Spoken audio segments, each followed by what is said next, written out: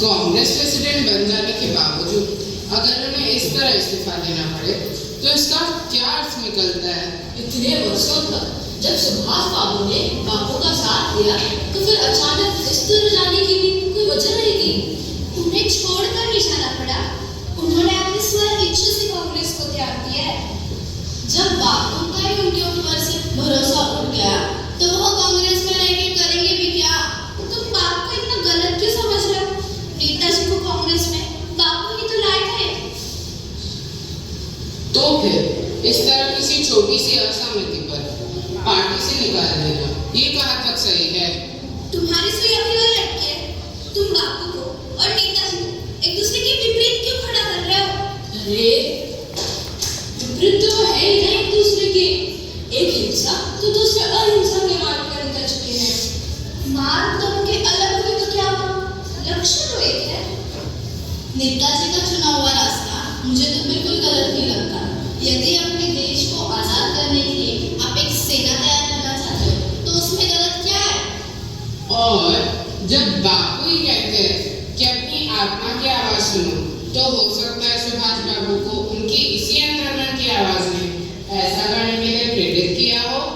सही बात, बिल्कुल सही बात है। पर इसका अर्थ ये कैसे लगाया है कि उन दोनों के बीच भी मतभेद आ गया?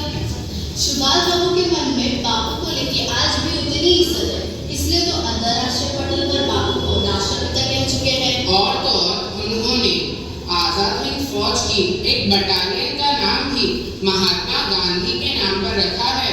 और बापू ने भी सुभाष बाबू से अपनी आखिरी मुलाकात में यही कहा था कि यदि उनके राष्ट्र में स्वतंत्रता मिलती है तो उनकी पीठ थपथपाने वाले सर्वप्रथम बापू ही होंगे।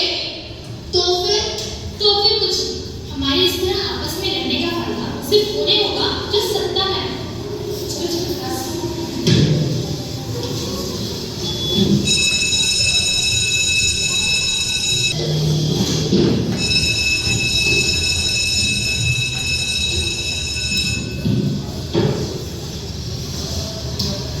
नमस्ते। कल कक्षा में क्या पढ़ाया? हाँ, और कुछ नहीं। तो ये तुम्हारा अंतिम निर्णय है? हाँ, क्या आनंद को पता है? अरे तुम दोनों को देखकर लगता ही नहीं कि तुम एक ही यूनिवर्सिटी में पढ़ते हो। अरे हाँ भाई, आनंद के विषय में तो लक्ष्मी भी है और सरस्वती भी। लेकिन अपना बेचारा दुश्मन उनकी गलती में क्या है? प्रोफेसरों ने दया कर एक छोटा सा वजीफा दे रखा है। अब वही तुम्हारी जीविका है। अरे ये रुक्मणी ने कॉलेज छोड़ दिया क्या? अब तुम दोनों बस भी करो। अपने विषय में नहीं मना कर दिया होगा। उसकी तबीयत कुछ ठीक नहीं है, इसीलिए नहीं आ रही। वो तुम्हें कैसे पता? मैं उससे मिलने जाता हूँ उसके घर हमेशा। तुम लोगों को और कोई रिश्ता नजर नहीं आता क्या? जब किसी का मन पढ़ाई में ना लगे तो वो किसी के पास ही जाएगा ना। शायद अपना दुख बताकर उसका मन कुछ शांत हो जाता होगा।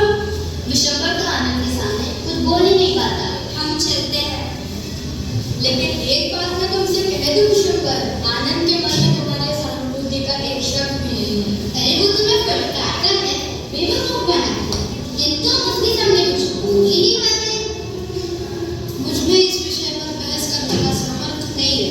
अरे हाँ भाई, अब सूरज के सामने दीपक की हस्ती क्या है? तुम कुछ भी बोलो विशंबर, आनंद का तुम पर मानसिक आधिपत्य है। आनंद हाँ भाई आनंद, तुम्हारे ही बारे में बात कर रहे थे। मेरी? हाँ तुम्हारी। आनंद समझाओ इसे, ये आंदोलन में जाने की बात कर रहा है। क्या ये सच है विशंबर? हाँ ये सच है। क्या तुम्हें पहले के आंदोलन और अभी के व्यक्ति रक्षक कैद का अंतर पता है? इसमें प्रत्येक व्यक्ति को भाग लेने की अनुमति नहीं है। इसमें केवल वही व्यक्ति भाग ले सकता है तो गांधी जी की कड़ी कसौटी पर खरा उतरे।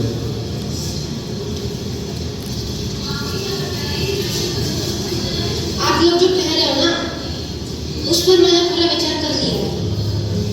इस सत्याग्रह में शामिल होने का मेरा उद्देश्य यह है कि मैं देश के देहात किसानों और मजदूरों तक गांधी जी का ये व्यक्तिगत सत्याग्रह पहुंचा सकूं और उन्हें भारी मात्रा में इस सत्याग्रह में शामिल करा सकूं।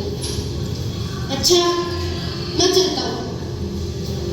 विशंबर, मत जाओ। क्या तुम्हारे अकेले के लड़ने से सब कुछ हासिल हो पाएगा?